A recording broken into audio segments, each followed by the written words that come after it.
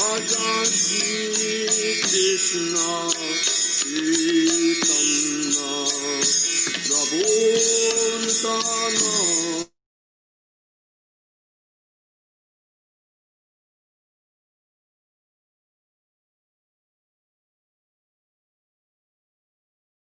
Bhakta-vrinda Bhajan Shri Krishna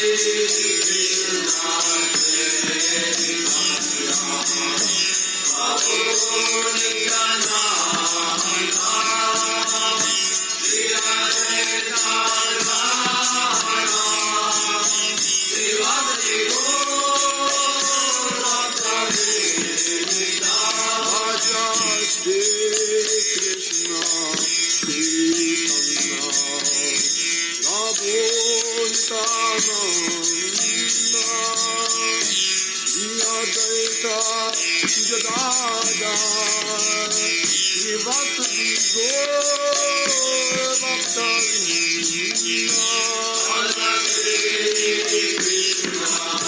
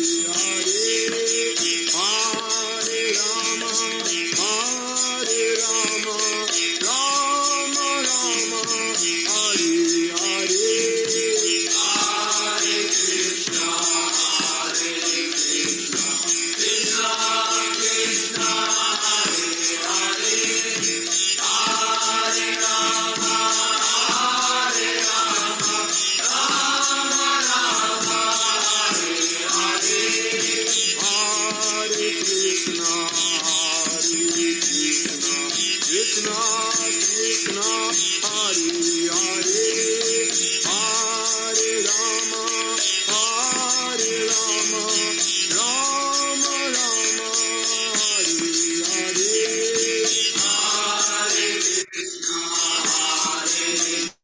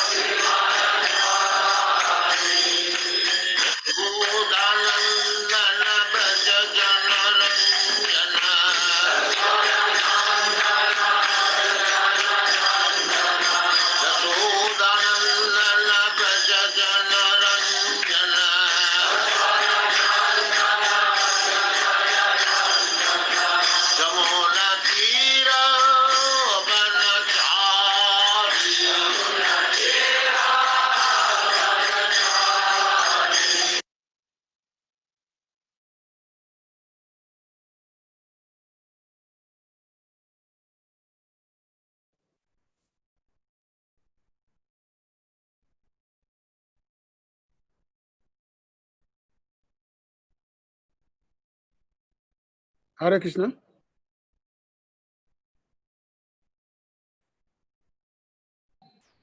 Hare Krishna, Ishvara Prabhu. Oh, Hare Krishna. Just waiting for. Right. Okay. Are we on? Yeah, I think maybe you can, more people are joining, so maybe you can chant some bhajan. Okay. I start singing. Yeah. Okay.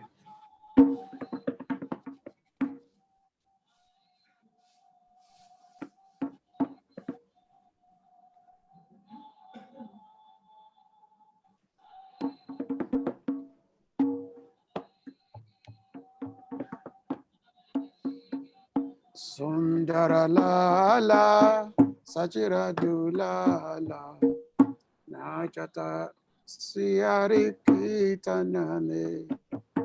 Sundara Lala, Sachira Dulala, Nachata Siari Kitaname. Nachata Siari Kitaname. Nachata Siari Kitaname. Sundara Lala Sachira Dulala Nachata Sri Kitanande. Pale Chandana Tilakamanora. Pale Chan. 1 second. Hey, Priya, answer this telephone. Korea.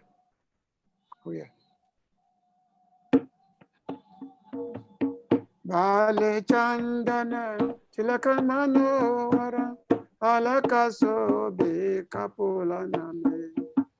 Alakaso be Kapula Name. Sundardala Sachira Dula. Nachata Shari Kitaname. Sundarala Sachira Dula. Nachata Shari Kitaname.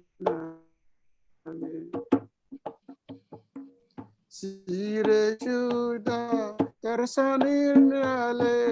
Sire Chuda Tersanirale. Panafula Malaya Paradole. Panafula Malaya Paradole. Pairana Pita Patambara Sobe. Pairana Pita Patambara Sobe. Nupuraru Nuru Junu Charana Name. Nupuraru Junu Charana Name. Sundarala Sachira Dula. Nachata Shri Kitaname. Koi Gavata Hai Radha Krishna Nam. Koi Gavata Hai Radha Krishna Nam. Koi Gavata Hai Hari Gunagai. Koi Gavata Hai Hari Gunagai. Nidangatala Madhura Rasala Midangatala Madhura Rasala Koigabata Iranganani Koigabata Iranganani Sundara Lala Sachira Dulala Nachata Suyari Kitanani Sundara Lala Sachira Dulala Nachata Suyari Kitanani Hare Krishna, Krishna Krishna, Hare Hare, Hare Rama, Rama Rama, Hare Hare, Hare Krishna, Krishna Krishna, Hare Hare, Hare Rama,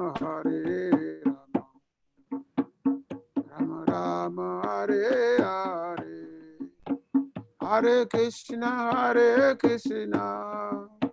Krishna Krishna, Hare Hare, Hare Rama,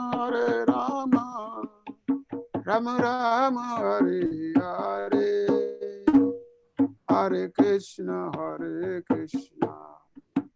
Krishna Krishna, Hare Hare, Hare Rama, Rama Rama, Hare Hare. Jaya Prabhupada, Jaya Prabhupada, Prabhupada, Jaya Prabhupada, Jaya Prabhupada, Jaya Prabhupada, Prabhupada, Jaya Prabhupada. Hare Krishna. Haribo, Haribo, Haribo, Nitago, Haribo, Nitago, Haribo, Haribo, Haribo, Nitago, Haribo. Jaya Vishnupa Paramahansa Paribrakacharya Stotra Sutta Sushima A.C. Bhaktivedanta Swami Prabhupada Ki Jai. Jaya Vishnupa Paramahansa Paribrakacharya Sutra Sushima Bhaktisiddhanta Saraswati Thakur Prabhupada Ki Jai. Ananta Koti Vaishnava Vrinda Ki Jai. ISKCON Fanachaya Prabhupada Ki Jai. Namachaya Shlaridas Thakur Ki Jai. Prem Sikasi Krishna Chaitanya Prabhu Nityananda Sri Advaita Gadadhara Sri Vashadi Gaura Bhakta Vrinda Ki Jai. Sri Radha Krishna Gopina Shamakunda Radha Kunda Giri Govardhana Ki Jai. Vrindavan Dham Ki Jai. Mayapur Dham Ki Jai. Dwakadam Kijay, Jaganapidam Kijay, Gangamai Kijay, Yamanamai Kijay, Trust Devi Bhakti Devi Kijay, Sintai Varachanda Kijay, Sisi Krishna Balaram Kijay, Shara Samasunda Kijay, Ainam Sankitana Kijay, Samavita Bhakta Vinda Kijay, Nitai Gopi Minande, all glory to the same devotees, all glory to the same devotees, all glory to the same devotees, all glory to the little spirit of Sri Sri Guru, Gauranga. Hare Krishna. Hare Krishna. So, So, my dear devotees, our devotees, are they here now? Yes, a number of them are here, so we'll start. So, assembled Vaishnavas and Vaishnavis, we are opportune to have His Grace Ishwara Prabhu to complete his seminar or presentation on the Chaitanya Charitamrita Madhya Lila Chapter 8 on the discussion between Ramananda Raya and Sri Chaitanya Mahaprabhu. And of course, today, Ishwara Prabhu will be completing his presentation. So we're going to spend more time, at least 1.5 hours he's going to be presenting. And thereafter, we're going to have questions and answers. And of course, every Saturday from now on, we're going to be having seminars. Next week, His Grace Atul Krishna Prabhu is going to be giving us a seminar on Rupa Shiksha. So let us welcome Ishwara Prabhu on the platform by chanting Hare Krishna, Krishna Krishna, Hare Hare, Hare Rama, Rama Rama, Hare Hare. So Ishwara Prabhu, you are welcome. Hare Krishna. Okay. Hare Krishna.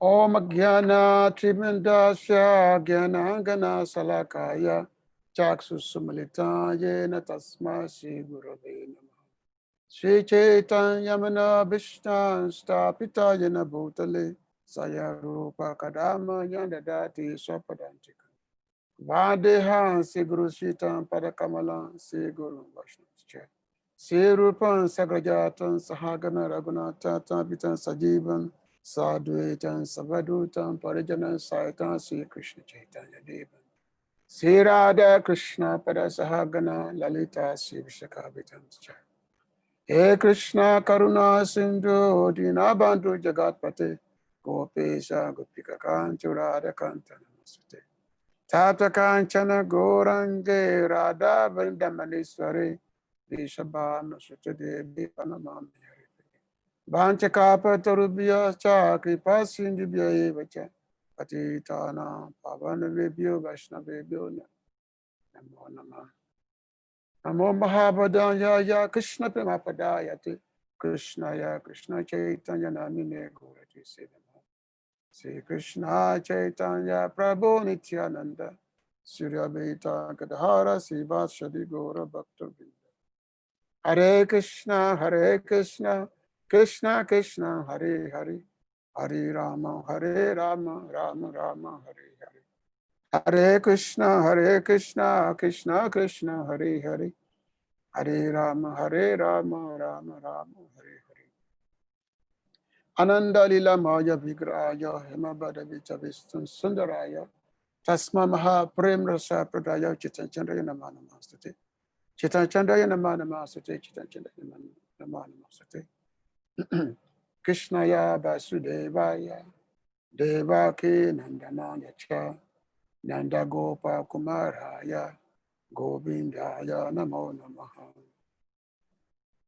So I'm glad to be back here this afternoon, my time here in India, and of course it's morning time over there in America.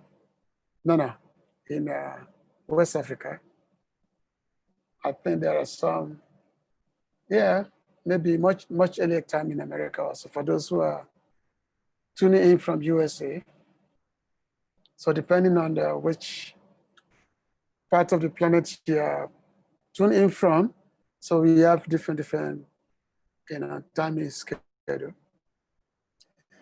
So the In the past 3 sessions, we have been discussing about the discussion between Lord Chaitanya Mahaprabhu and Sri Ramananda Roy.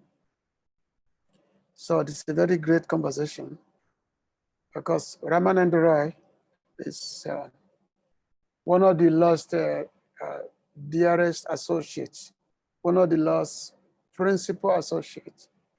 So Ramananda Roy. So it's the first meeting which took place when the Lord was traveling in South India. So that time Chaitanya Mahaprabhu was, he wanted to hear from Ramananda Roy about the goal of Krishna consciousness, about the goal. Normally, Krishna consciousness, our philosophy, our practice is broken down into 3 segments. So you have Sambandha. Sambandha means our relationship. So we all have a relationship with God, with Krishna. And that relationship is eternal. So of course, we are spiritual beings, we are spirit soul, and that spirit soul is the eternal part and parcel of Krishna. So Lord Krishna said, Mama Iva so Jiva Loke, Jiva Bhuta Sanatana, Manastani Indiani, Prakriti Stani Kasati. That every living entity, they are my eternal parts, eternal fragmental part. But due to association with material energy, so the living entities have to, struggle with material energy. Otherwise, the nature of Jiva, the entities, is joyful. It's called Ananda Mayu Bhyasat. Ananda Mayu means the perpetual joy, the perpetual bliss, the perpetual happiness. That is the fundamental nature of the spirit soul. But that joy, that happiness, that has to be in a relationship with Krishna, with God. That has to be in a relationship with Him. Otherwise, if the living entities they have in the material world and they want to be like God, they want to enjoy themselves, but that enjoyment is never possible. So therefore, one must understand what is oneself, what is one's identity. So the beginning of a spiritual life is understanding what is one's identity. It means who are you, who am I, and what is my relationship with God? Who is God, and what is my relationship, with Him? So Sanatana Goswami, when he first met Chaitanya Mahaprabhu, so he asked the Lord that, hear me, who am I? What is my identity? So Chaitanya Mahaprabhu said that Jivere Hoy Krishna Nitya. That yes, your eternal identity is that you are eternal part of Krishna, eternal part and parcel of Krishna. That is your eternal identity. Ekale Iswara Krishna, Arasaba Britya. Ekale Iswara Krishna, Arasaba Britya means there's only one master, that is Krishna. And everybody else, their servant. In Sanskrit, the word Britya means servant. Britya. Everyone is a servant of God. And of course, we try to be master in the material world. That is simply under illusion, but we are servants of God.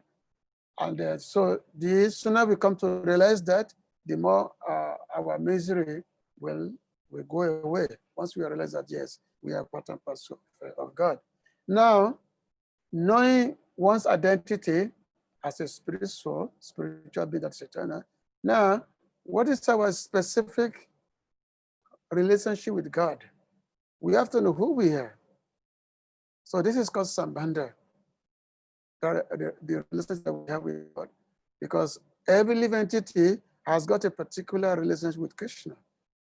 And it's only a perfect guru that can actually enable one to understand what is that relationship and how to establish that relationship. Because that relationship it has been lost. So now how to establish that relationship? So a perfect guru will enable one to have that connection. So this is called, now once we know that relationship, now how to, the method of connection, the method of approach, how to kindle that relationship, and what one has to do after discovering that relationship. This is called abidai. Abidai means it's the science of practice. The science of practice. So we have the devotional service, bhakti, by which we are rendering unto God, to Krishna. So devotion, this bhakti, it's actually the abidai by which we are rendering, so that we are ready to service, we are rendering this bhakti, so that they can enable us to establish our relationship with God, with Krishna. Now, what is the goal? What is the goal of that bhakti? What is the goal? This is called prayojana. Prayojana means the end result, the end result of our practice. Because it's not that we're just running devotional service and there is nothing, there's nothing out of it. So the end result of that is that, yes, we have a unique relationship with God, and this is the method of establishing it. And then what is the ultimate goal? The ultimate goal of life is called Krishna Prem, ultimately the love of God, which is what we have been discussing in the past, in the past sessions, whereby Chaitanya Prabhu was asking Ramananda Roy that what is the goal of life and the method of attaining that goal. So, and of course, Ramananda Roy, he had been making several suggestions that maybe one should practice Varnashram, by which Mahaprabhu rejected that. Then the Ramananda Roy suggested the performing all activities for the benefit of Krishna. Sri Chaitanya Prabhu rejected that. And then again, Ramananda Roy suggested sannyas, renunciation. Still, Mahaprabhu rejected that. Now, again, so Ramananda Roy starts to say that actually one should give up all aspects of speculations and simply engage oneself and simply cultivate loving devotional service unto God, unto Krishna. So from this point on, now the Lord became pleased by this answer of Ramananda Roy, that yes, the one's life prospect would be the establishing of one's loving relationship with Krishna. So this is the point. This is where we're going to begin now, whereby Mahaprabhu, the Lord Chaitanya Prabhu, he began to, now he want Ramananda Roy now to start going deeper, because Ramananda Roy now, he has said now that yes, one should render loving relationship, loving devotion service unto God, unto Krishna, without any expectation of reward, which means one practice bhakti only just for the pleasure of Krishna. Anu kuyena Krishna no silana bhakti utama. And when such bhakti is rendered, where there is no particular expectation, what happens is that the soul becomes satisfied. In Bhagavatam, Jesus said that Yayatma suprasidati, Savai Pusham Parodamo, Yato Bhakti Adot Saje, Ahai Tuki Pratyatan, Yayatma suprasidati. Words satisfy the soul, Atma suprasidati. When there is the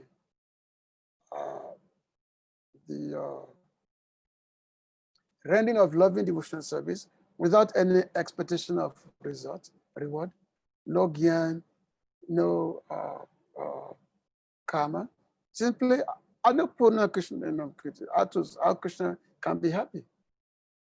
What we give pleasure to Krishna. So once rendering service to Krishna without expecting any kind of benefit for oneself. So Ramananda Roy said from the Madhya Lila of Chaitanya Charitamrita, text 73. So he said, Bhavantam Evanuchara Nirantaraha, Prashanta Nishesa Mano Ratantaraha, Kadaham Aikantika Nitya Kinkaraha, Prahasa Yishya Misa Nata Jivitam. So it said, by serving you constantly, one is freed from all material desires and is completely satisfied. When shall I engage as your permanent eternal servant and always feel joyful to have such a perfect master? You see, you can see, to have such a perfect master. Yeah, that yes, I just want to render loving service unto Krishna. So devotees are so happy that yes, because there is no such a loving master. It can never be found anywhere in this world. Nowhere in this world can you find such a perfect master. There's only one person who is that perfect master, only Krishna. So the devotees pray here that when shall I engage as your permanent eternal servant and feel joyful to have such a perfect master. When we say perfect, perfect means full perfection, complete perfect. When one of the Acharya, one of the Vaishnavas, he composed a song. He said, Parama Koruna Pahedu Ijana, Nitai Chaitanya, was the Sabya Bata Sadasiromani Kivala Anandakanda, that the most supreme compassionate personalities as Nitai Chaitanya, Nityananda Prabhu, and the Chaitanya Mahaprabhu and Loni Chaitanya Mahaprabhu. So they are the most, it's called Parama Karuna. They are the most compassionate because they have brought this aspect, this loving service to Krishna. This is what they have brought to the world, whereby people can actually render loving service unto Krishna. And he said this path is a Kevala Ananda Kanda, is a part of joy, is a part of perpetual happiness. So which means if a devotee wants to render service, it's a devotee rendering service to Krishna, to God, and it's not feeling any happiness, there's no joy there in the rendering of service to Krishna, then something must wrong. There's something wrong there. Why are you not happy when you're rendering loving service to Krishna? Why are you not happy? So obviously, there's something wrong there. So if you're doing something and then you're thinking, what is a need for me? What am I going to gain from this? So obviously, you are not rendering unmotivated service to God, because the Lord said, he says, Savadama Pratyagya, Mamikam Swanam Praja, that you have to give up everything. You have to give up all desire for anything. Just come to me, just surrender unto me only. That's what Krishna said. And all the Acharyas, they said the same thing, that yes, the method of service to Krishna is the desire to render service without any motivation whatsoever, without any expectation of reward. Just serve only for the sake of service, that's all. And of course, that method of service cannot be found in this material world, because in this material world, everything is based on calculation, everything is based on expectation. And also in this material world, everyone simply wants to exploit the other person. So this material world is all based on exploitation. So because that's nature material world. Material world is a place of selfishness. So it's only a spiritual world by which this is possible. So therefore, in the spiritual world, there's only three things in the spiritual world. There's only Bhagavan, the Lord. There's Bhaktas, the devotees, and then there's Bhakti. So Bhagavan, Bhakta, and Bhakti. These are the only things that you find in the spiritual world. Remember, the Lord is there, devotees are there, And then there is a loving dealing between the Lord and the devotees. So the devotees, they are rendering loving devotional service, unto the Lord.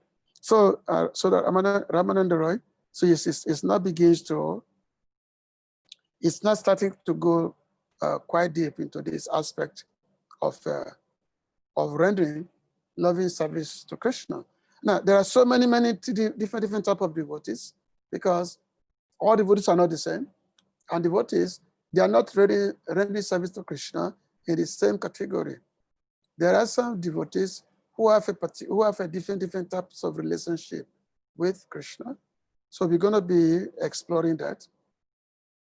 Now, just because devotees have different type of relationship with the Lord, it doesn't mean that there is something lacking in that. Because there are 5 types of relationship, actually, which are reduced to 4. There is master servant, that is a friendship that is there. There is a parental, whereby there's a father, son, or father, whatever. There's a parental relationship. And then there's a conjugal relationship. Conjugal, which means it's like, just like we have, boyfriend, girlfriend, whatever like that, we have in this material world. So this is called, which means the conjugal. Those who have the conjugal loving affair with Krishna. So there are those different types of devotees. However, each devotee, even though they have that particular relationship, it doesn't mean that one is feeling any particular lacking. Like devotees who are in the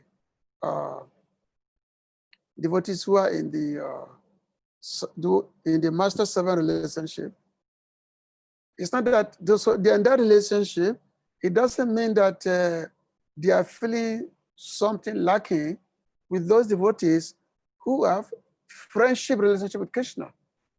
Just like we have the devotees we call the cowherd boyfriend of Krishna, they will go to Vrindavan forest with Krishna every day, and they will have lunch, they will have a picnic with Krishna, and then there'll be exchange of food, whereby one of the Krishna's friends, he will take food from his plate and put it in the mouth of Krishna, and Krishna will also do the same.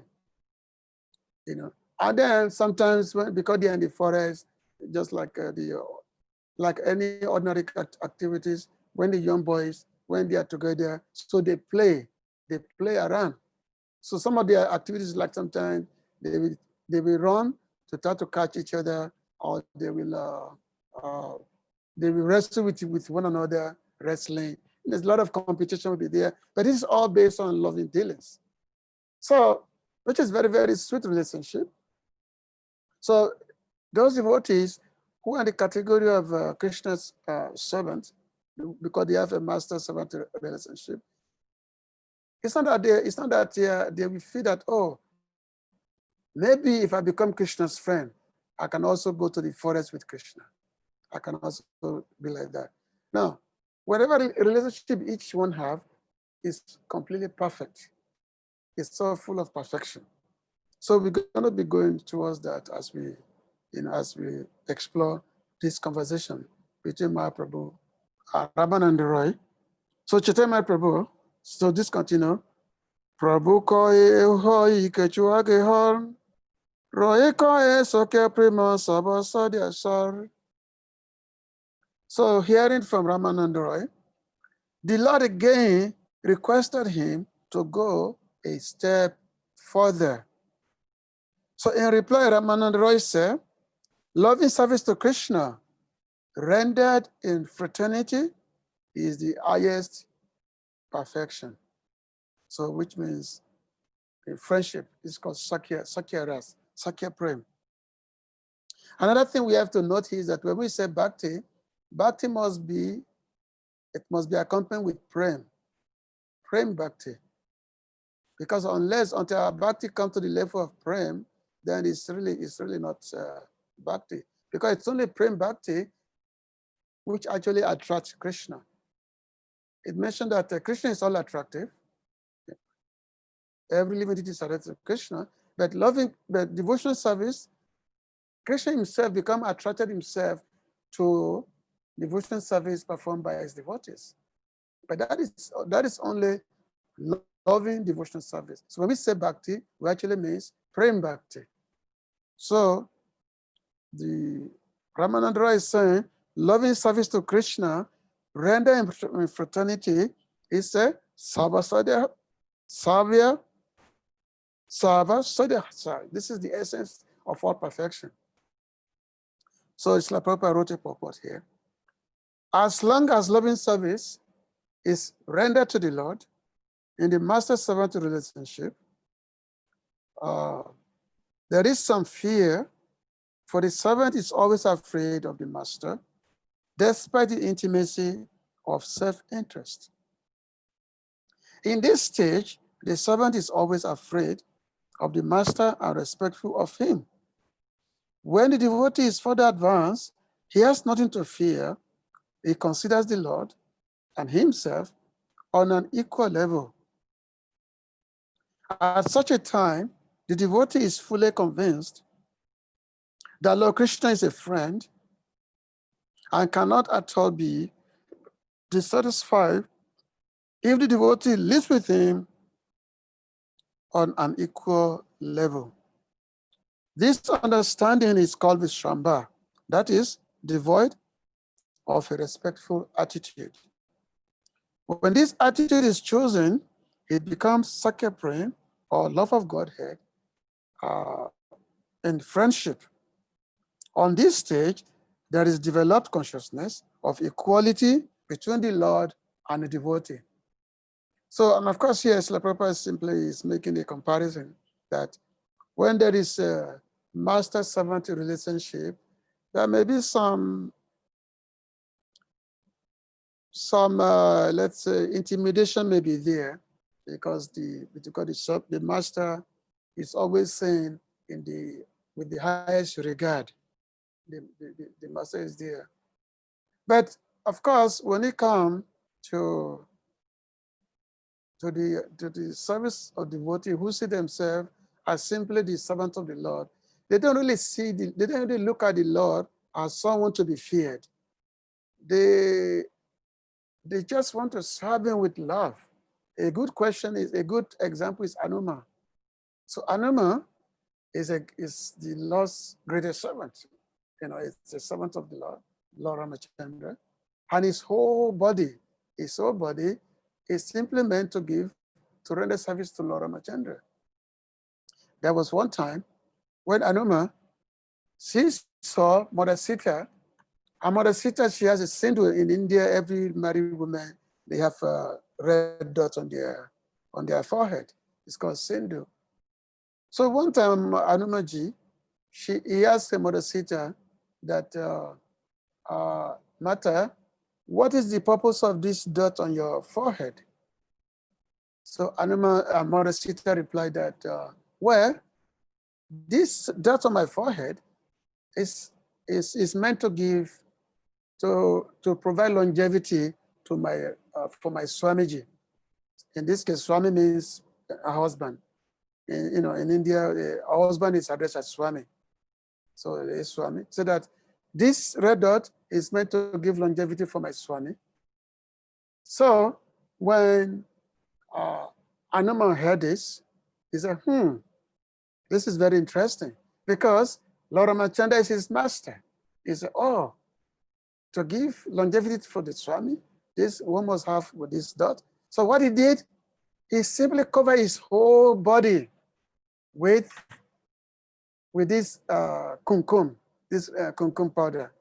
He covered his whole body with kumkum. He didn't just want to put it on his forehead. He said, let me cover my whole body with kumkum so that this can give, this can provide longevity to my master.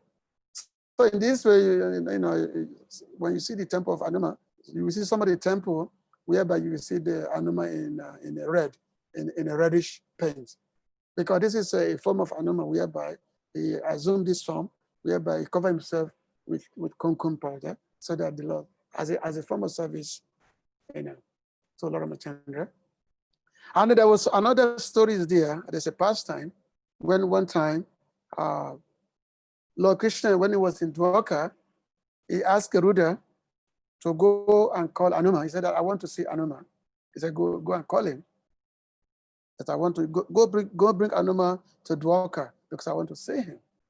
So Garuda, he went to the place where Anuma resides. It's called a Kiskinda Desh. So he went there and asked Anuma that Lord Krishna want to see you.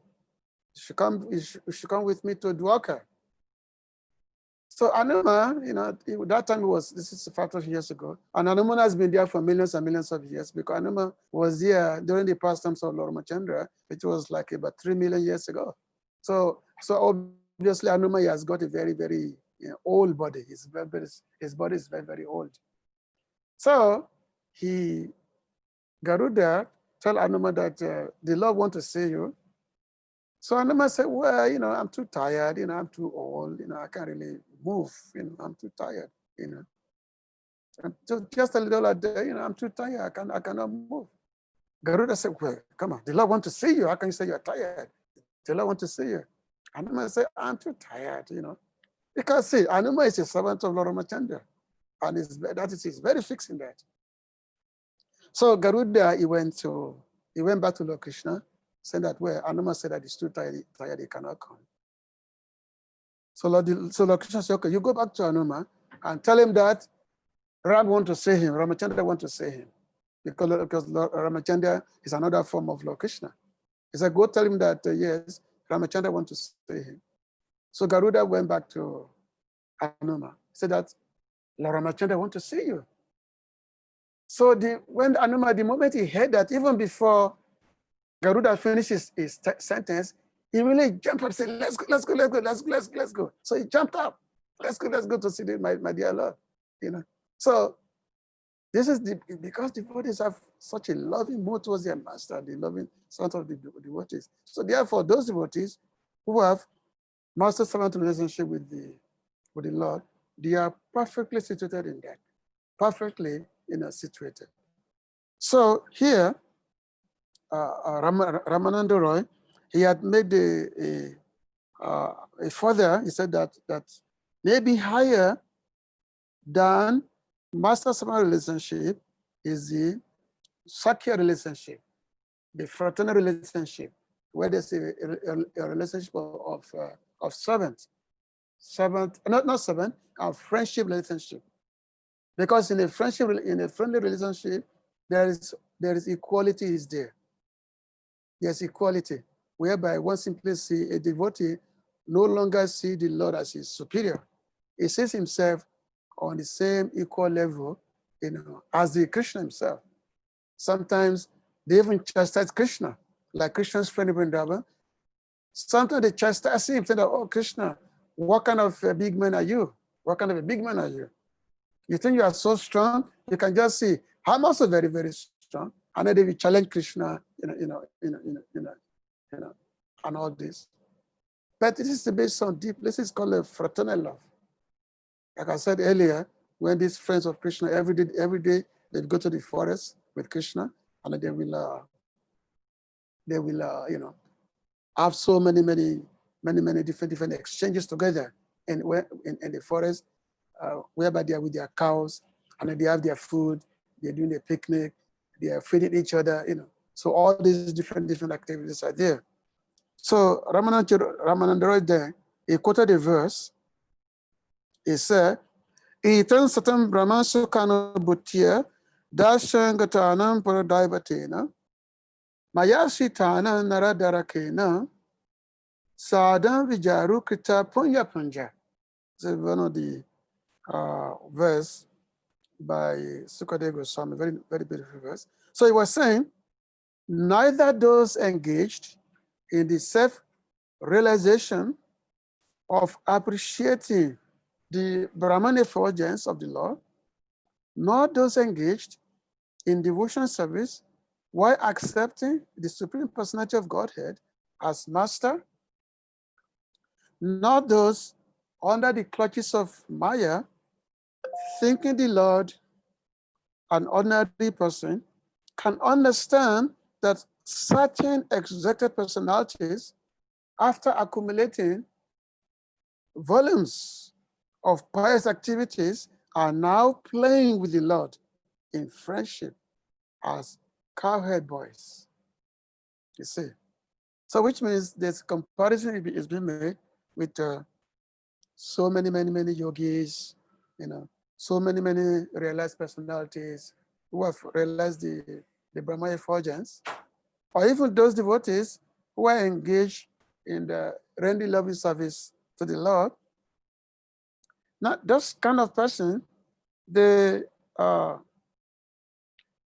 can't figure out that there's certain kind of personalities, certain kind of boys who how can one get to that stage of being able to play with the Lord?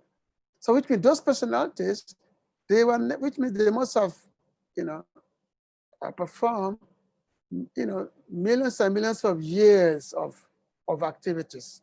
Of course, here it said a krita punya. Krita punya means pious activities. And of course, when we say pious, means this has to do with spirituality, not just some ordinary pious activities. So these personalities, which means they have gone through so many, ages and ages and ages of spiritual activities, for them to be able to come to this platform of being in a friendship with the Lord, and they are playing with the Lord as an equal. They are both cowherd boys. They are both cowherd boys who are playing with with the Lord. So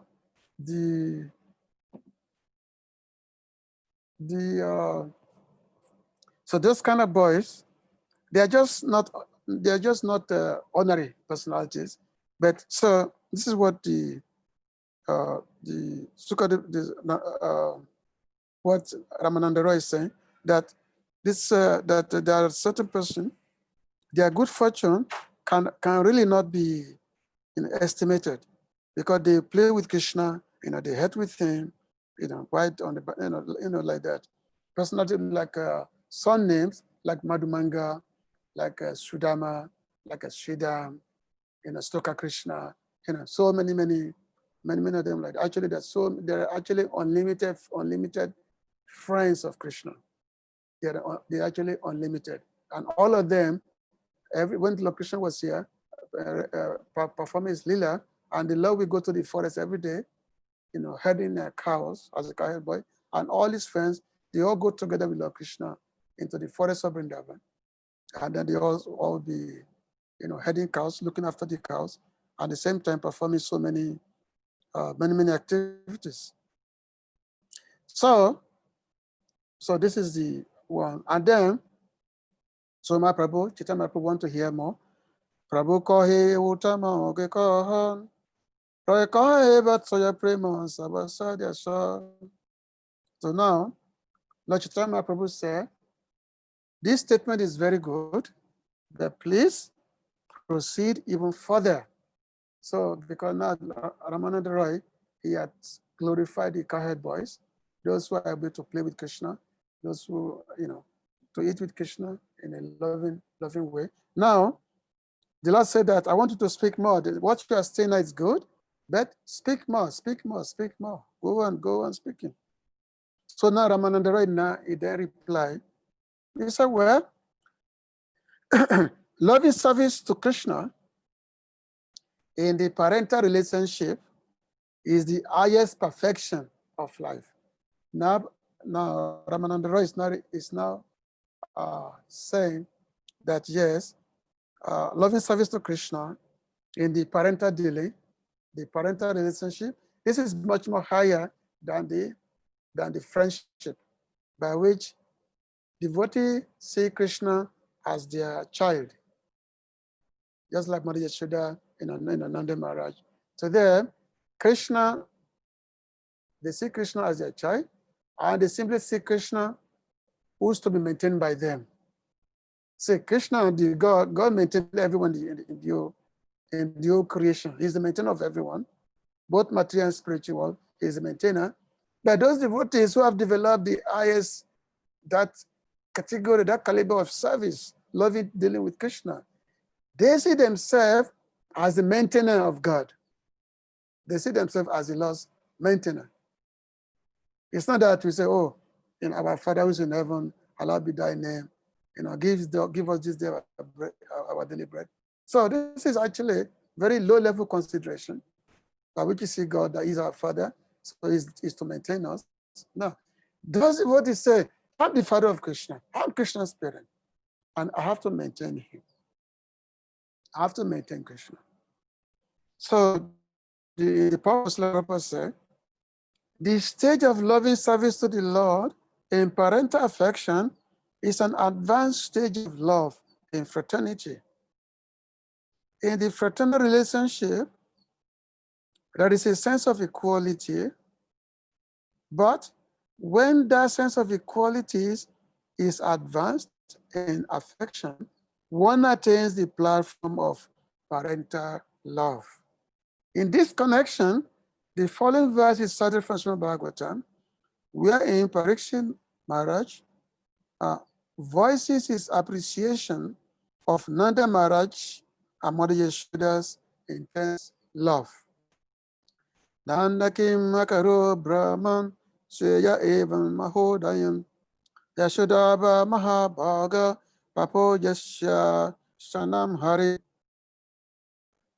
Ramananda Rai continue, oh Brahmana, what pious activities did Nanda Maharaj perform by which he received the Supreme Personality of Godhead Krishna as his son? And what pious activities did Mother Yashoda perform that made the Supreme Absolute Personality of Godhead Krishna call her mother and suck her breast? So it's just unimaginable by us. How can somebody be so exalted that, he become the father of God? Or a mother became the mother of Krishna. And Krishna called her, hey, mother, and then run to suck the breast, to suck her breast milk.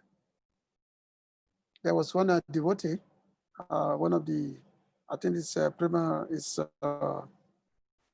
Bhivamanga Thakur. I think it's Bhivamanga Thakur. So he was making a prayer. No, not another, no, this is a different devotee. He said, let other personalities, there are many, many persons who are worshiping the personal Brahmans, There are many, many personalities like the Vedic scriptures, the Vedic Puranas, they are reciting so many, many prayers just to, to appease the Lord. But I want to worship Nanda Maharaj. Because Nanda Maharaj is Krishna's father. I want to worship Nanda Maharaj. Why? Because in his backyard, the Supreme Lord is playing as a child. He's playing as a child in his backyard. And sometimes Nanda Maharaj will call Krishna. He said, oh, my dear Krishna, please come. Bring my shoe. And when Nanda Maharaj called Krishna to bring my shoe, so Krishna as a child, 2-3-year-old boy, he will simply carry Nanda Maharaj's shoe on his head. He will carry Nanda Maharaj's shoe on his head to go and give to his father. So this is something that is totally unimaginable by anyone who is not on the topmost level of bhakti. That, oh, there's some certain personalities who can actually call themselves the father of God, the mother of God, and the mother become like their plaything. Like all those devotees in Vrindavan, there are those devotees, especially the elderly ladies, who are in that parental relationship with Krishna. So sometimes they will tell Krishna that, oh, Krishna, we want to give you laddu. Laddu is a very sweet preparation.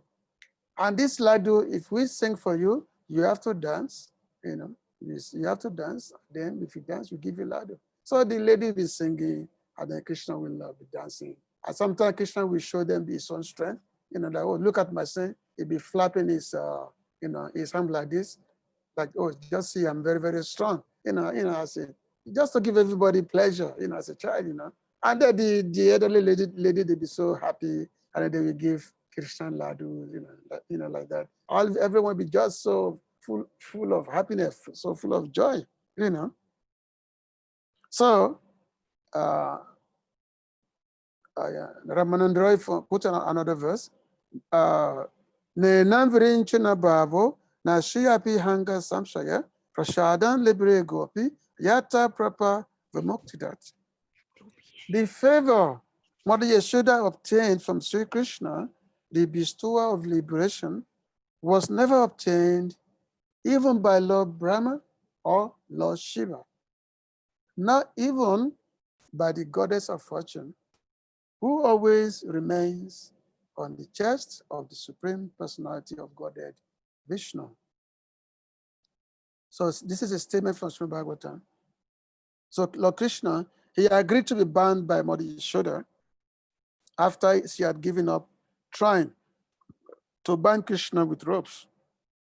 So this is another appreciation made by Sukadeva Goswami in his narration of the pastimes of Krishna before Parikrama.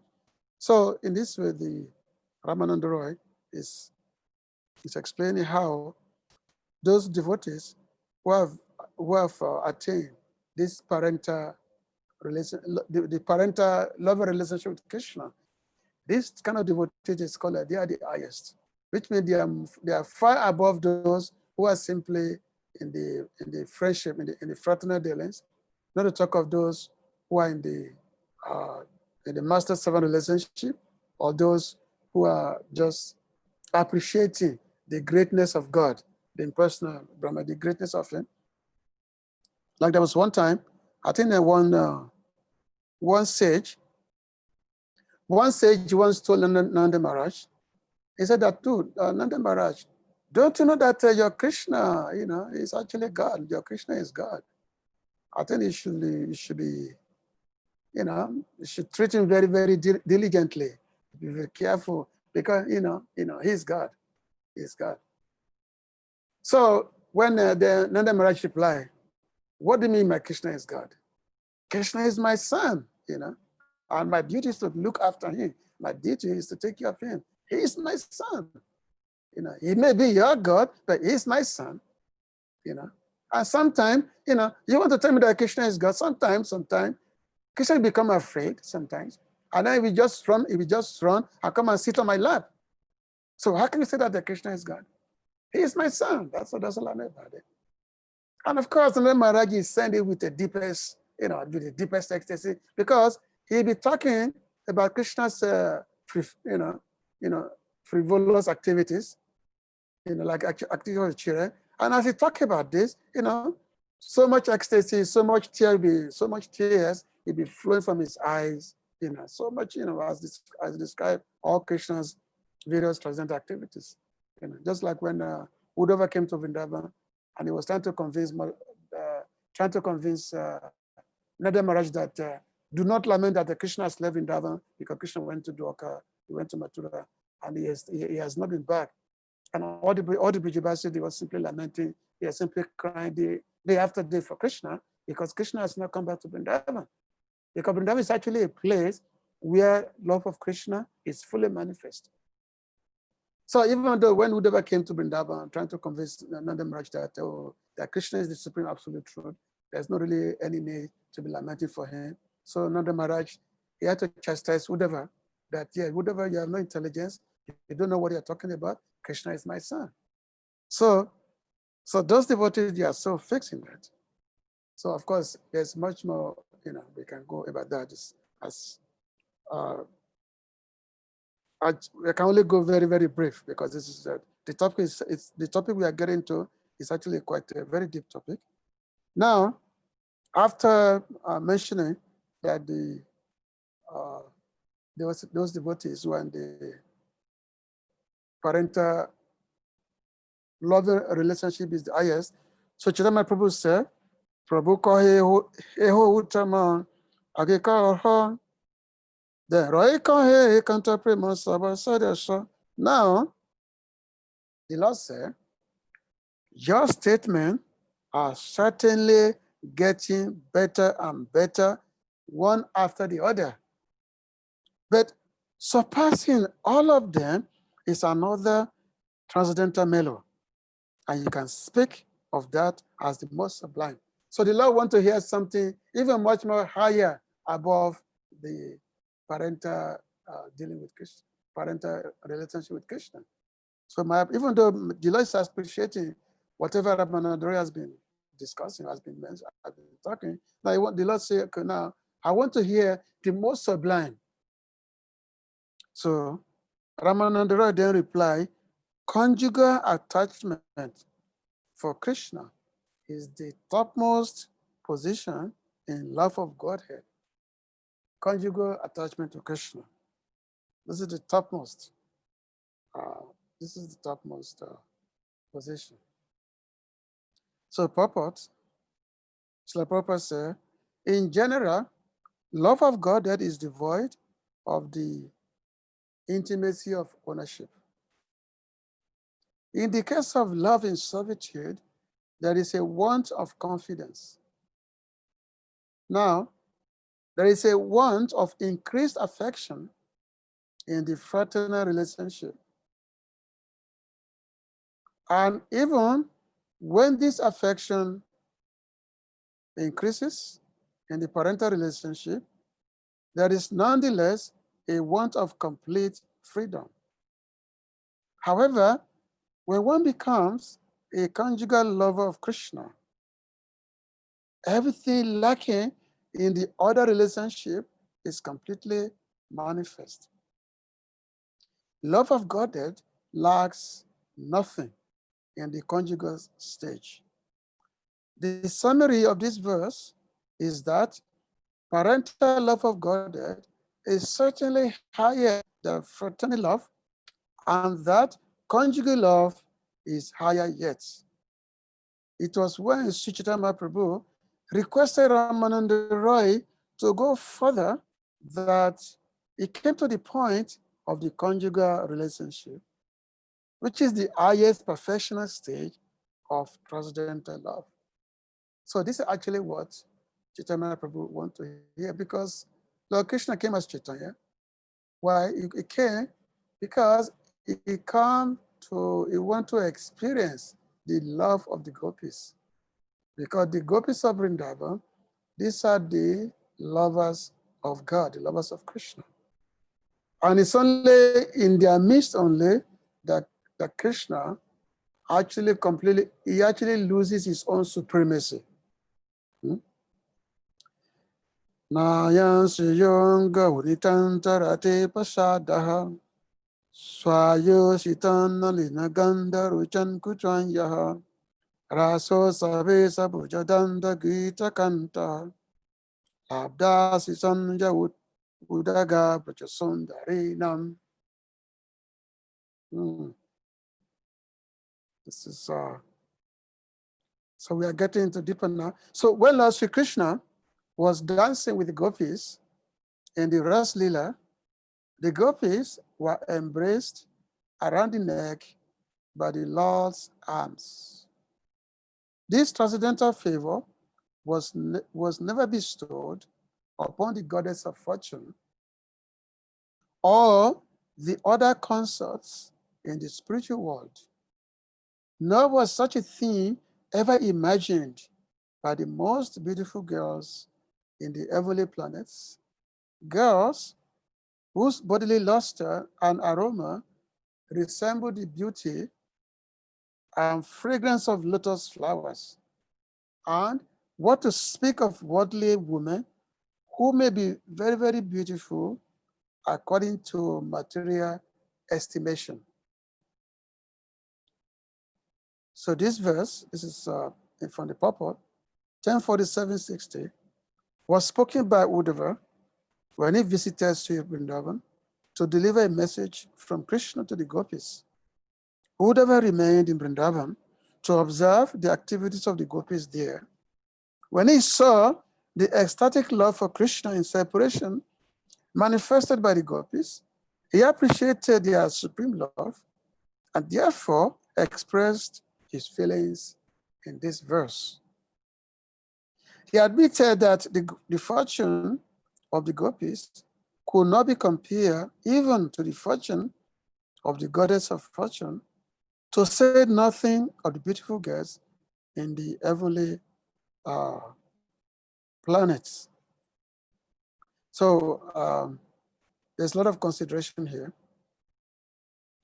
in the Briya Bhagavatamrita, which is written by Srila Santa Goswami.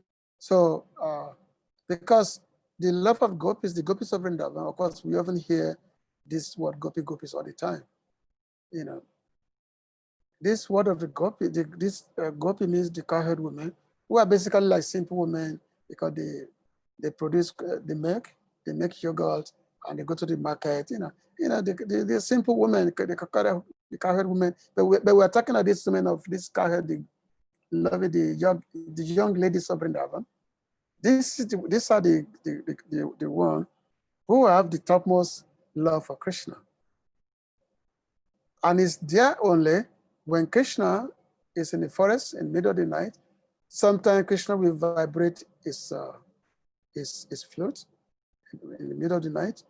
And when Krishna vibrates his flute, so all these gopis, these young girls, they will all run out of their household. They will run out in the middle of the night to go and be with Krishna in the middle of the night. In the chapter 29 of the 10th canto Bhagavatam, we can hear of how when Krishna was playing, was so happy with himself, he was playing his flute in the middle of the night in the forest of Vrindavan. So when Krishna is playing his flute, only the gopis could hear this flute. Even though these gopis, they are so far away, they are with their family members. They are young girls, like, 9, 10 years old, because that time Krishna was in his Kishora form, youthful form. So all these girls, they are young, they are in their family, they are sleeping in their house. But they will hear this Krishna's flute. And no, of course, because Krishna's flute is not ordinary. When Krishna plays his flute, the sound of his flute is not ordinary. Only the gopis could hear it. Nobody else in the entire creation could hear it. So the moment the gopis hear Krishna's flute, they become so mad, and immediately they will rush out of their house to go and be with Krishna. Even though sometimes we find when they are superiors, when they notice that these girls, they're about to go out of the house, sometimes they will try to restrain them. In most of the cases, they were unable to restrain them. And also now, Yoga Maya, what she does is that sometimes she will just create a duplicate of these gopis.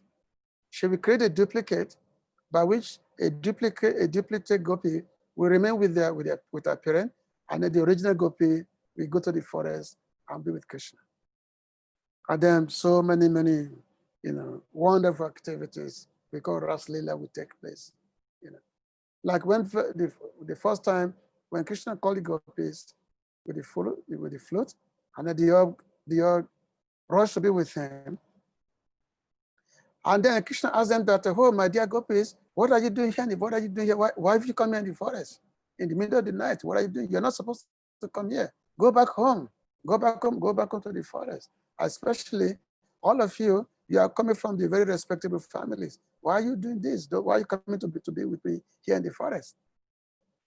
So, and then the gopis will, even though, and the Krishna will actually try to speak some philosophy about how the chaste woman should never go out of her house.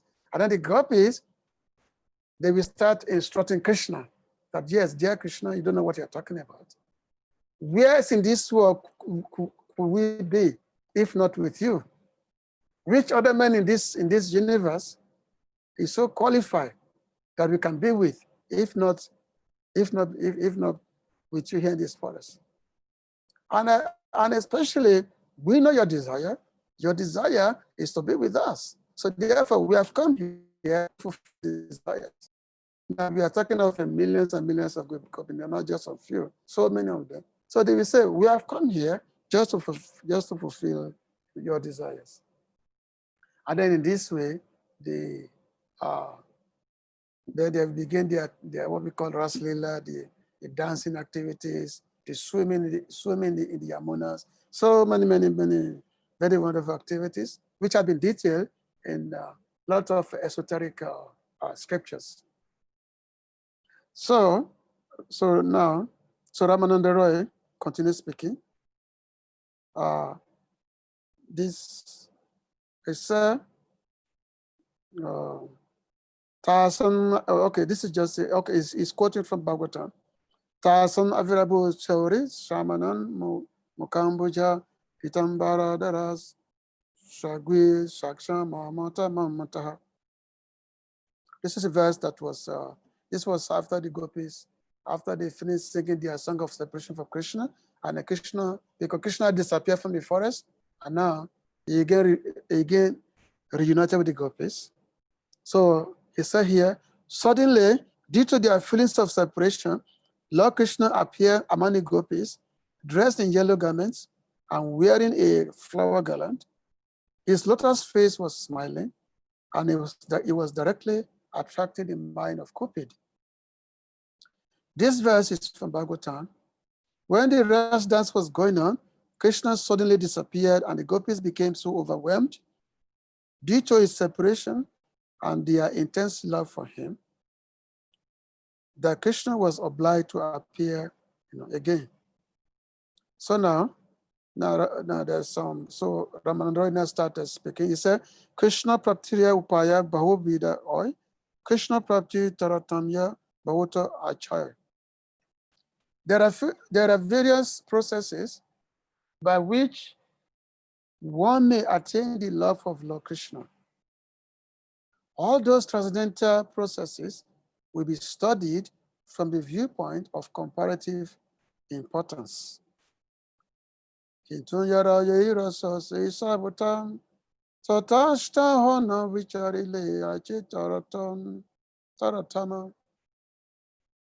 is true that whatever relationship a particular devotee has with the Lord is the best for him. Still, when we study all the different methods from a neutral position, we can understand that there are higher and lower degrees of love. So this is a very important verse. And Srila Prabhupada wrote a very long purport to this verse. So I will not be reading that because it's a very long purport. Basically, Ramananda Roy is explaining that basically every devotee who have a different relationship with the Lord, they are very, that particular relationship which they have developed through their cultivation of devotional service, that relationship, it remains the best for them. And it's not that they have a much other aspiration, because based on the kind of guru that we have, and the guru that we are attracted to, and who have established our relationship with Krishna. This is called Ras Guru. So that relationship become permanent. This is called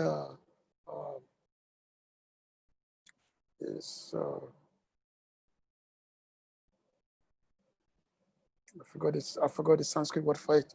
So this relationship become permanent. It's a permanent relationship by which one established with the Lord, with Krishna, and that relationship become the most important for oneself. But still, when we start from the neutral position and we study this different relationship, so we know that yes, one relationship is actually, there are different gradations. Some might be higher and some might be lower. This is only when one study from the neutral position. So just like I'm giving lecture here, I can say that, okay, this we know that yes, the gopis relationship with Krishna is much higher than the relationship with the with Mother Yashoda, with the parental, those who have parental relationship with the Lord. And at the same time, those who are in the parental relationship, their position is much more higher than those who are just in a friendly relationship with the Lord. So that is only when we study from the neutral position. But as we become established in our own bhakti, then we start getting a feel of what kind of relationship we actually have with the Lord. Just like in the Java Dharma, it's a wonderful book written by Srila Bhaktivinoda Thakur. It's called Java Dharma. So in the description, there was two devotees. One is called Brajanath, and the other one is called Vijay Kumar. So these two devotees, they have the same guru. They have the same guru, Raghunath Das Babaji. Their guru is the same, and they are hearing from the same guru. They are hearing from the same guru, and that the guru is teaching them what we call Rastattva. Rastattva means the relationship, the science of relationship with Krishna. So as these two devotees, as they are hearing from the same guru, so they are developing, different feelings in terms of their inborn relationship with the Lord.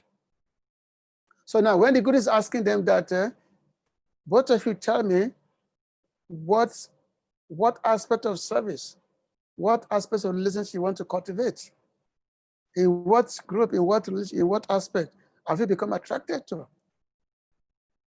So one devotee, Prajanath, he said, the more I hear about Sridham, the more I hear about Madhumanga, the more I become attracted. So actually, I'm actually developing inclination to render service, following the footsteps of Madhumanga, following the footsteps of Sridhama. So which means he has developed an inclination to render loving service to Krishna as a Sakya relationship in the friendship relationship.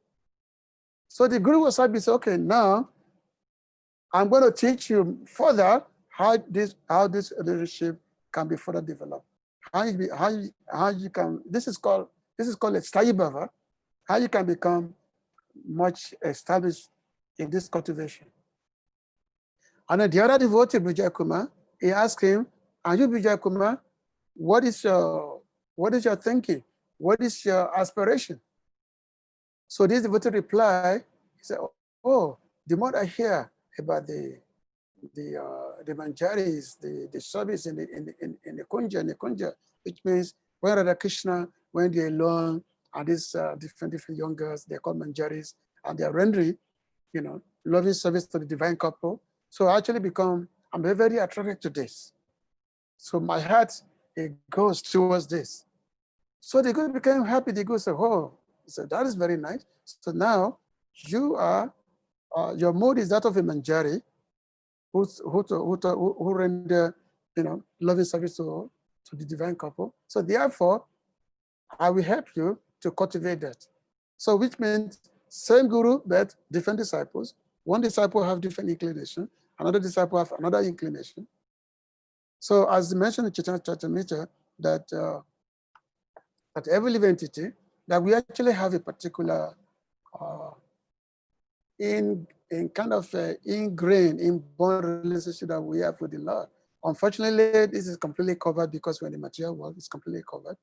But I say, Shravanadi Sudakite, Koroye Huldai, that as time goes on, and we are hearing from a pure Guru, the more we hear from the pure Guru, the more we hear from Guru. Shravanadi Sudachite, Koroye Huldai, that the more we hear, as we hear from the Guru, that time, that relationship will develop, that relationship will come out.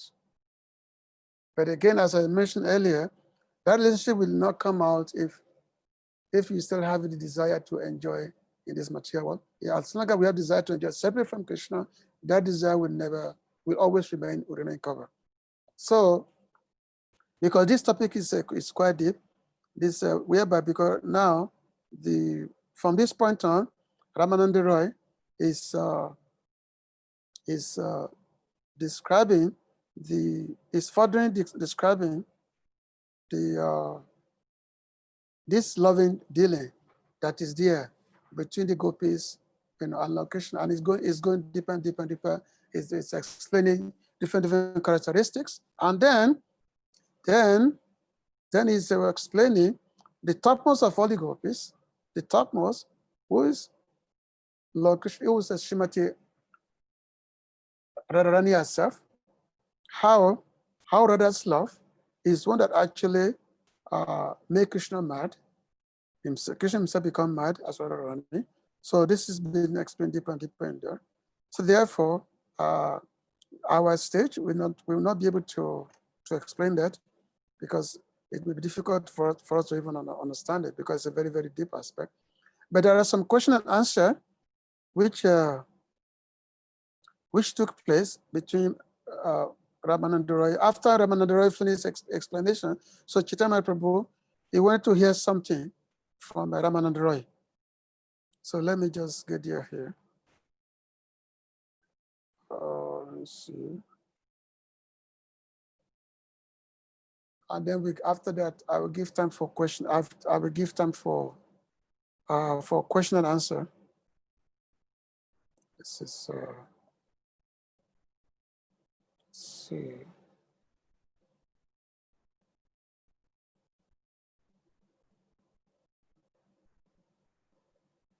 Actually, the devotee should take time to read this chapter of the Chaitanya Charitamrita in order to know more about this. And there's a book I mentioned before. When I think about 2 weeks ago, I mentioned there's one book called In Search of the Ultimate Goal of Life by Srila Prabhupada. So this book I highly recommend that devotees should read this book. You can really enable us to really understand what is the real purpose of Krishna consciousness, why we have come here. So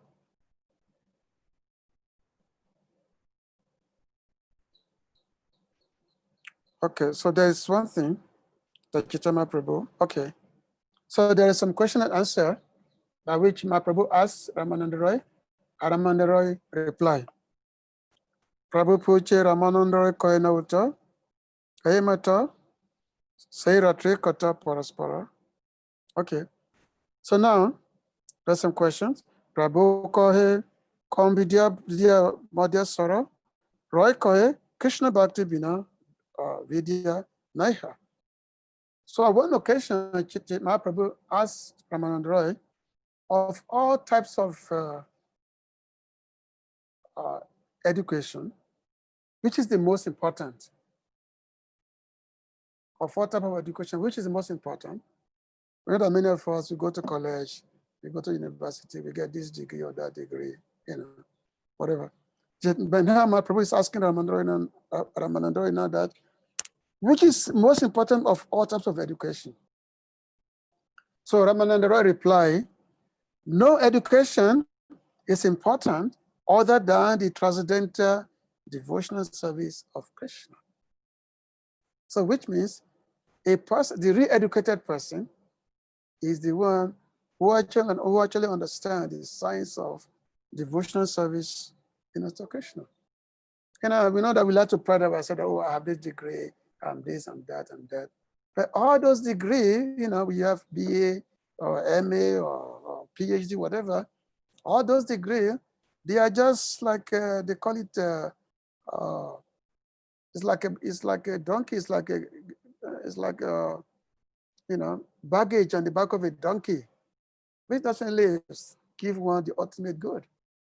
Because ultimately, at the end of your life, what are you going to do with all your degrees? When the death comes, whatever you have, whatever so-called qualification you have, it's all finished. Once you give up, but once you die, your next life is finished. There is no a dead person, PhD dead person. No, that's it. You have to go to the next life, and then you have to start all over again, and you don't even know what kind of life, what kind of body you're going to have in your next life. So therefore, no education is important other than the science, the transcendental loving devotion service, of Krishna. This is only education that we should cultivate. We should cultivate. And then, Kiti Ganama Deji Vera Kambara Kiti, Krishna Bhakta Bole Yahara Hoi Kiati. Sister Chema Prabhu then asked Ramananda Roy, out of all glorious activities, which is the most glorious? So Ramananda Roy replied, that person who is reputed to be a devotee of Lord Krishna enjoys the utmost fame and glory. So which means, if you want to know who's really a glorious person, who actually have a real glory, only a devotee of Krishna. He's the only one who's actually, he's the only one that can be said to be real glorious. There's a verse quoted in the by Nanda Muni who says, Jamantara Sahasresu Yasya Syabudi Idrishi Dasu Ham Vasudevasya Savalokan Samodarit. After many births, when a person realizes that he is the eternal servant of Vishnu, Vasudev, he can deliver all the worlds. And then there's another one. Bahu Bhagavate Nama Dulaba Naibalabhyate Brahma Rudra Paruk Krishnan Guruna Katitam Mama. In this age of Kali, the fame of one who is known as a great devotee is very rare. However, such a position is superior to that of the great demigods like Brahma and Mahadev. This is the opinion of all spiritual masters. And so there are a lot of verses, so many scriptural citations that that can glorify it, that yes, unless one is a devotee, one cannot be said to have any particular fame.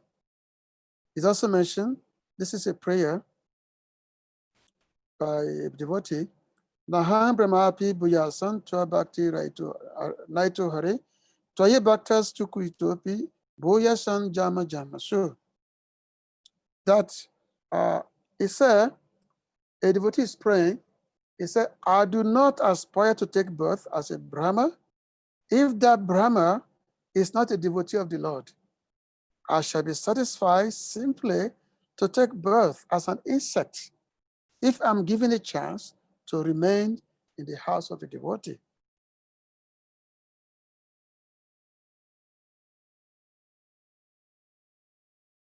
So there are so many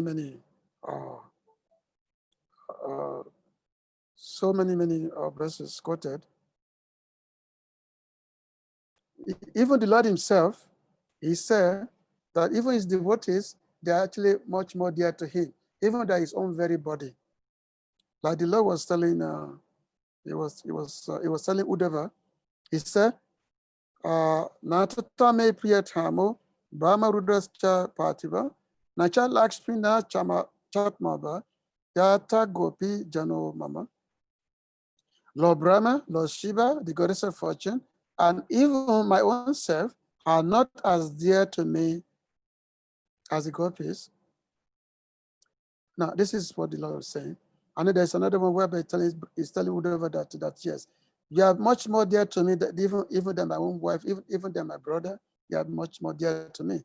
So the devotees, they are the only glorious person in the entire creation. Why? Because the devotee is able to deliver the whole world. Not only can he deliver his own family members, but he also delivers the whole world. He mentioned that because there are different grades of devotee, he mentioned that a Kanishta devotee, he can deliver up to 7 generations of his family. And a Madhyam devotee, he can deliver up to 14 generations of his family.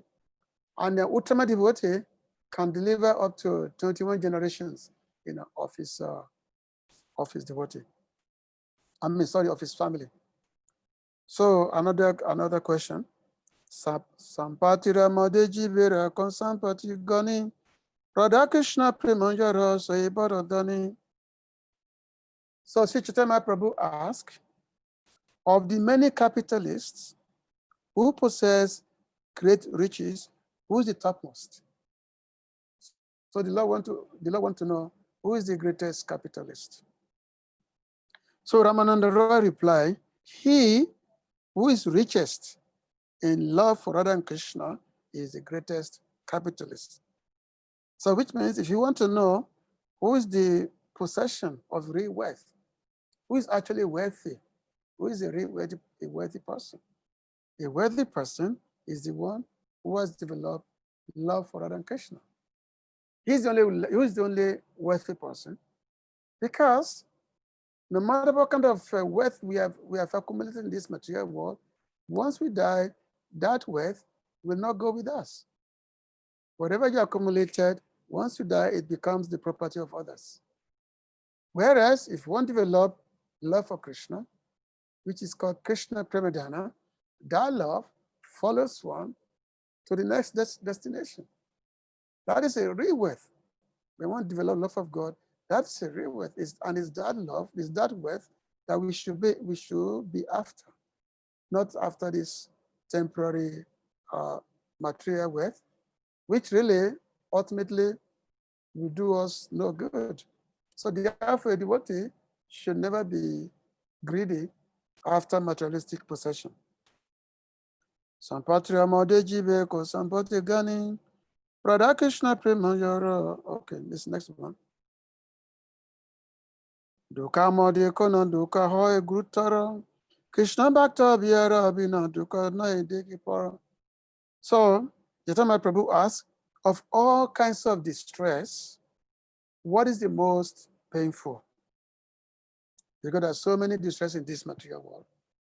So the Lord's asking Ramananda Roy, what is the most painful of all kinds of distress? So Sri Ramananda Roy replied, apart from separation from the devotee of Krishna, I know of no unbearable unhappiness. So Srila Prabhupada said that there's a statement from the Lord himself, Mam Anaradya Dukalta Kutumba Shakta Manasaha Satsanga Raityo Matyo Brita Seva Parichuta.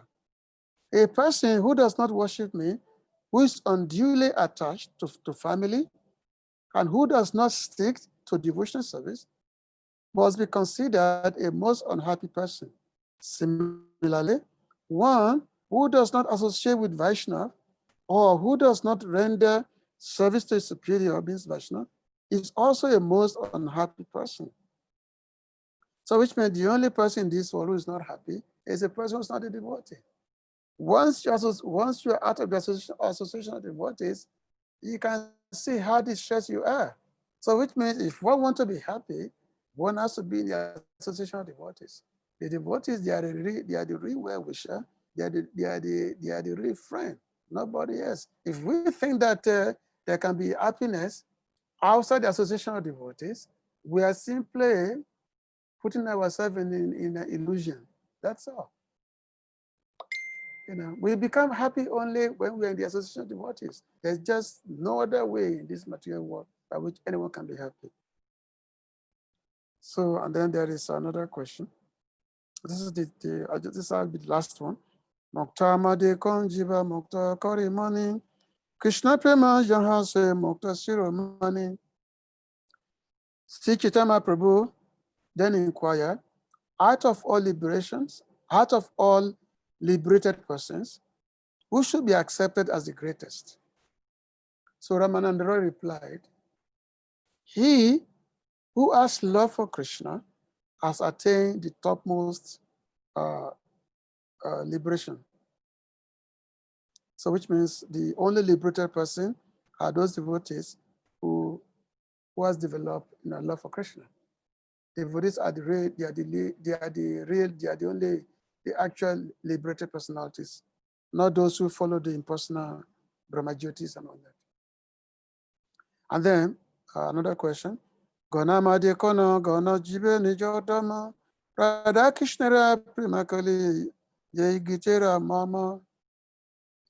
Chaitanya Prabhu asked Ramananda Roy, among many songs, which song is to be considered the actual religion of the living entity? Because we like to hear music, we like to hear songs. So my Prabhu is asking Ramananda Roy that which song should actually be considered to be hearing, what's hearing? So Ramananda Roy replied, that song which described the affairs, the loving affairs of Radha and Krishna, was superior to all other songs. So the,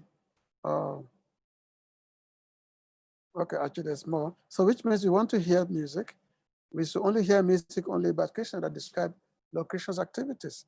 We should not be hearing the mundane songs, mundane music, or so-called mundane poetry and all that. We should only be hearing only what is connected with Radha and Krishna.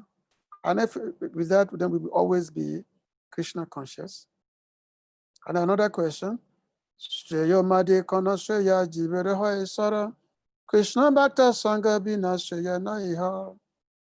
Desi Chaitanya Prabhu asks, out of all auspicious and beneficial activities, which is best for the living entity? So Ramananda Roy replied, the only auspicious activities is association with the devotees of Krishna. So, that yes, what is the only auspicious activities should we engage ourselves in? We should engage ourselves only in the association of the devotees, because when we are always in the association of the devotees, they always reminding us of Krishna. They always, by describing Krishna's activities and Krishna's lila or singing Krishna's name. So when we always associate with devotees, then this is considered to be the most glorious, the most beneficial activities, and then our life will always remain, we remain joyful. We will always be, nicely situated in our activities. There'll be no distress in our life. Okay. So I'm going to stop here. You can all, I want to answer some questions for what I've been saying the past 3 lectures, or what I've said today. So maybe somebody want to ask some questions. Hare Krishna. So we have some time.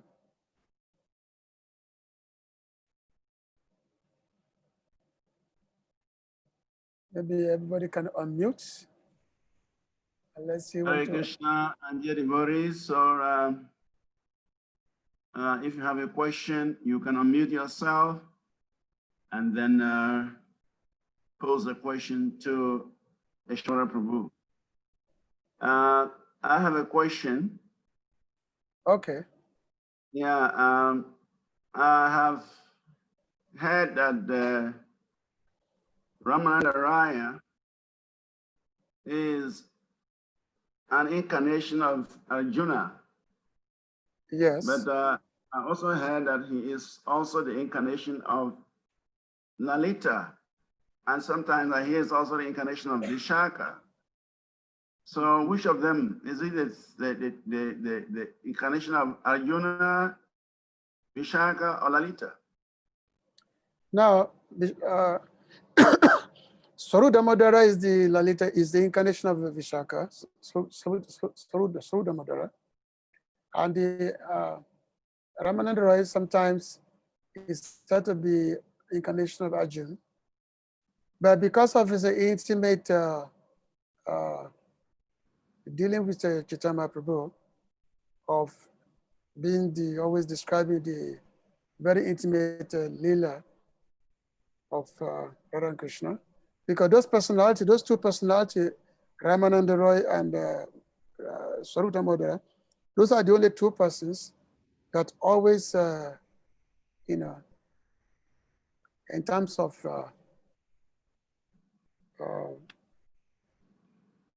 increasing the loving feelings of Chaitanya Prabhu. In terms of their, like for instance, Ramananda Roy will always quote the appropriate scriptures, in esoteric scriptures, where Saru Damodara will be singing from either Gita Govinda, Chandidas, Vidya Pati, all those various songs that describe the loving affairs of Radha Krishna. So sometimes some acharyas have said that Ramananda Roy is like Lalita, because the Lalita and Vishaka, these are the two dear most Shaki of Radharani. They are the two dear most friends of Radharani. They are two dear most friends. And of course, Radharani has 8 friends. They call it Asta Shakis, but the Lalita and Vishaka, they are like the most, it's called a Priyanama Shaka. So sometimes Ramananda Roy is sometimes to be, is described sometimes to be Lalita sometimes. But the popular understanding is that is Arjun. Now, well, of course, Arjun, he never played any roles in Vrindavan. He was always in Dwarka or Astinapur. So which means we lean more towards accepting that yes, Ramananda Roy is Lalita Devi. So we lean more towards that instead of accepting that is Arjun that way. Okay, thank you. Any other person? People can ask any question.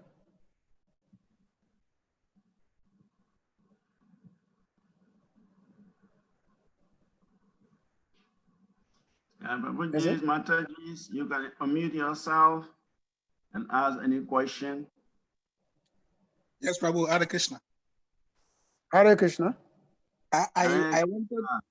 I was thinking that maybe Ramananda Roy had different incarnations, and in each incarnation, he represents a certain kind of devotee, Lalita, Arjuna, and all the others.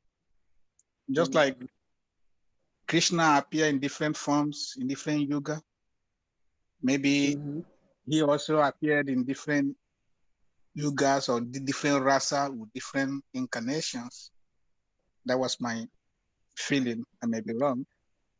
Maybe you can comment on that. Because many devotees, when Chaitanya Prabhu came, so many of the eternal devotees, they also came as associates of Mahaprabhu. So Ramananda Roy ultimately is an eternal Sakhi, friends of the Lord.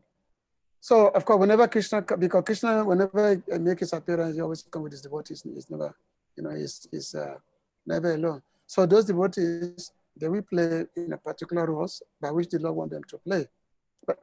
But in this particular incarnation, when Krishna appeared at Chaitanya Prabhu, so Ramananda Roy is definitely Lalita. Lalita Devi is himself, and this could be judged in the role that to play his activities. There is a book called Gora Ganesh Dipika. It's written by Kavi Kanapu Das. Kavi Kanapu himself, original Kavi Kanapu. So we have Kavi Kanapu Das, but we have original Kavi Kanapu, who is the son of Mukunda Datta.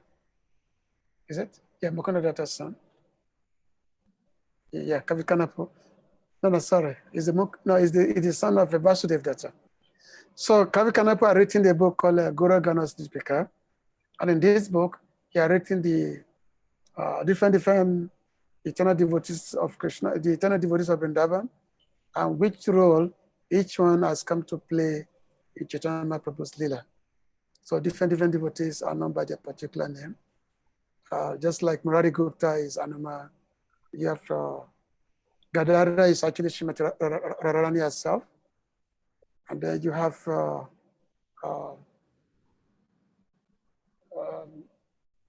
anyway, there are so many devotees. So when you read this book, it's called a Gora Ganesh Dipika. It will give you the names of all the devotees who are in Chaitanya Prabhu's Lila, and what is their original forms in the spiritual world. Prabhu, I have a question. Okay. Yes, Prabhu. So in the course of your discussion, you mentioned about when Ramananda Raya asked Chaitanya Prabhu about the re-education, and you say it's devotional service, and you were explaining how material knowledge is like a load on the back of a donkey. Yeah. So my question is goes like this: that if we consider the material education like a load on the back of donkey, what about devotees? Like, let's say, for example, now, if you need a driver, as a devotee, you need somebody who has learned driving from a teacher, or maybe you need, let's say, management. And you cannot just go and pick somebody on the road who is illiterate, he doesn't know the right from wrong, to come and manage your business for you as a devotee, or to manage your temple for you. So my question is that, is material knowledge is a burden on its own, or it can be utilized in service of Krishna? Now, this comparison to donkey, back of the donkey, is actually used by Srila Bhaktivinoda Thakur himself. He used this word. And that yes, of course, we're in the material world, and we do cultivate, different education. Of course, originally in the Vedic times, when there's Vedic education, the Vedic education is normally geared towards people having all the education whereby they can live in this world, but at the same time to be molded into becoming devotees of the Lord. Just like when a child at the age of 12, he goes to the Gurukul, and going to the Gurukul, he learned Vedic education. And the Vedic education, which actually also contains, the so-called materialistic education also, but the end goal is to ultimately becoming, devotees, of the Lord. That's the end goal. But if we simply acquire materialistic education just for the purpose of having knowledge, so it's just nothing that's what's comparable to just having garbage on the back of a donkey. But yes, as devotee of Krishna, that yes, we have to have different skills, but all those skills are meant to use for the service of Krishna. Like Prabhupada sometimes, Prabhupada do tell some devotees to go and get PhD. Even though Prabhupada did say that yes, materialistic education, going to university is like a slaughterhouse. Prabhupada compared, but at the same time also, it taught some devotees to go to universities to get the PhD because they can use that to preach to the educated class. So it's just a matter of how to utilize, how to make use what we call how to make the best use of a bad bargain. Because being this material world is a bad bargain, but how we can make the best use of that. So we can live our life in this material world, but ultimately we have to understand that yes, the goal of life is to render service to Krishna, ultimately. Because our materialistic qualification will not really help us in the ultimate end. But what's going to help us is the cultivation of our devotional service unto Krishna. Does that answer your question? So it's not that we are not dogmatic. That, okay, no education. Boko Haram said that no education. We are not that one. We have to have a re-education that is geared towards the devotional service of the Lord. Hare Krishna, Prabhu. Okay, Hare Krishna. Please, Prabhu, this issue has actually been itching my heart all along. You see, I have always questioned why those of us who are not pure devotees should clamor for celebration of birthday. See, in my mind, I feel it is only the pure devotees, those who come for the purpose of delivering those of us who are simply sinful that should be celebrated. But surprisingly, you now discover that virtually everybody now celebrates birthday. May I now understand why it should be so? Why Okay.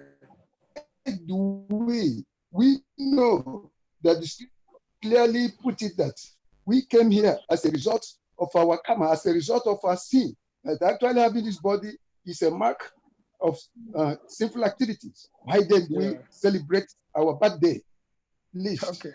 I want to be So enlightened. actually, our rebirth is the day we take shape of a spiritual master. The day spiritual master give us initiation. This is actually our birthday, and that day should be celebrated. You know, and of course, because we are so attached to our material body, okay, I was born this particular day. Okay, I have a birthday. You know, because sometimes devotees, sometimes we are into that illusion. Let's celebrate birthday. Of course, the devotees, you know, as devotee relationship, sometimes, especially some senior devotees, some birthday is celebrated the day they appear. And of course, normally if devotees celebrate birthday, normally they try to get the actual date according to the Vedic calendar. But in reality, I mean, just to make somebody feel good. It's not really, there's nothing spiritual about it. And normally the devotees, because we know this, our birth in this material world is due to inauspicious. It's not considered auspicious. Let's put it that way. However, everything becomes good only when we come in contact with a spiritual master. So, as I said, if you want to celebrate birthday, it should be that day that spiritual master give us initiation. That's our birth. Because from that moment on, we take up our original, devotional service to the Lord. So, again, if devotees should not make it, a point, but we know that many of our temples, I can't even remember, when myself, I can't even remember the last time I celebrated birthday. Maybe only one time devotee just remembered, oh, it's today Ishvara's birthday, let's celebrate it. But personally, I'm never attached to it. It's, But if some people want to celebrate my birthday, that's up to them, But it's not, we should not be attached to it. Again, we should not fall under that illusion. Maybe start spending so much money because we want to celebrate our birthday. But of course, definitely, the spiritual masters or the senior devotees, as a what do you call it, gratitude, as a gratitude for what they are giving us, as a sort of gratitude of what they are giving us, then we should observe the date by which they appear in this material world. We should observe it. This is as a gratitude of what they give us. That we do that. It's just like Shalabhakshidanta, he only celebrated Vrisapuja only 2 times. Only twice in the whole time he was in the Gaudiya. And as Prabhupada himself, he only started celebrating Vrisapuja only from 1968, which made the previous 3 years, it was good Archer of Viscount. There was no birthday celebration or Vrisapuja celebration. So which means it's not really that the great devotee is not really that important. But we as devotees, we as followers of certain personalities, we as a gratitude, we observe birthday of those who have been nurturing us in our devotional life. So, but apart from that, I don't see how the body should be, wasting their time in celebrating their birthday or whatever. I mean, okay, some devotee want to give pressure. Okay, today's the birthday of my child, so please come for the prashad. So they can do that just as association basis only. You can do that because you want to feel the Vaishnavas and all that. So that can be done. It's what do you think, Srivas Prabhu? What do you think of that? I was just going to say that the celebration of the birthday of devotees is done in some temples simply because it brings some form of cooperation, it brings some form of appreciation, it brings it brings some goodwill among the devotees. I remember a few years back or some time back, I stayed in the Radha Gopinath temple. Every brahmachari's birthday is celebrated. So I asked them why, and they said it creates a very congenial atmosphere for appreciating devotees, for encouraging devotees, for getting devotees to work together, because on their appearance day or their birthday, all the devotees glorify him. All the devotees say something positive about him, and that makes the devotee feel loved, wanted, appreciated, and in this way, it creates a very nice, congenial working atmosphere. So on that reason, or on that note, we can encourage temple devotees to celebrate other devotees' appearance day, or even congregational devotees, bring them together, have a lecture, have a class, have prasadam. So it's an avenue for association, it's an avenue for appreciating each other, which is very important when it comes to the practice of bhakti. We have to appreciate devotees. So on that note, in some temples, it is mandatory, it is compulsory, but it is not compulsory for the celebration of every devotee's birthday. But if the temple feels that will bring in some cooperation, it will help to bring about, love, unity, why not?